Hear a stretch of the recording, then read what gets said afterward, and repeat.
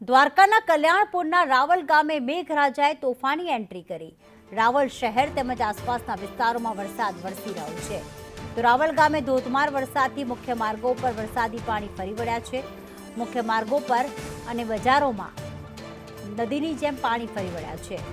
રાવલ શહેરના આઝાદ ચોક, રામાપીર ચોક અને શાક માર્કેટ તથા બસ સ્ટેન્ડ સહિતના વિસ્તારોમાં પાણી વહેતા થયા છે।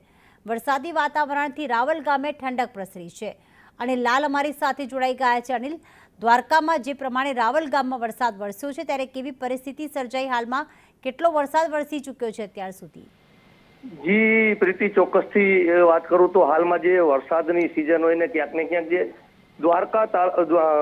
દેવભૂમિ દ્વારકા જિલ્લાનું જે કલ્યાણપુર તાલુકો છે ને ત્યાં રાવલ ગામ છે, ત્યાં રાવલ ગામે આજે વહેલી સવારથી જ સારો એવો ખાસો વરસાદ પડ્યો હતો ને વરસાદને લઈને જે નદીમાં વહેણ જતા હોય એવી રીતના જે રાવલના રસ્તાઓ પર પાણી ફરી વળ્યા હતા। ને હાલમાં વાત કરીએ તો જ્યાં ખેડૂતો છે તો ખેડૂતો પણ ક્યાંક ને ક્યાંક ખુશખુશાલ હોય છે, કેમ કે તેમને ખેતી લાયક જે વરસાદ પડી રહ્યો છે ને હાલમાં જે બજારોમાં પાણી ભરાઈ ગયા હતા તો ક્યાંક ને ક્યાંક લોકોનું જનજીવન પણ ક્યાંક ને ક્યાંક મુશ્કેલીમાં હોય। આવવા જવા માટે કોઈ ચીજ વસ્તુ લેવી હોય તો હાલમાં મુશ્કેલી ઊભી થઈ રહી હતી। ને ખાસ કરીને વાત કરીએ તો અંદાજિત જે 6 થી 8 ઇંચ હાલમાં જે મોસમનો વરસાદ પડી રહ્યો છે ને હજુ પણ વરસાદ આવે તેવી સંભાવનાઓ પણ થઈ રહી છે। જી પ્રીતિ, આભાર અનિલ તમામ વિગતો માટે।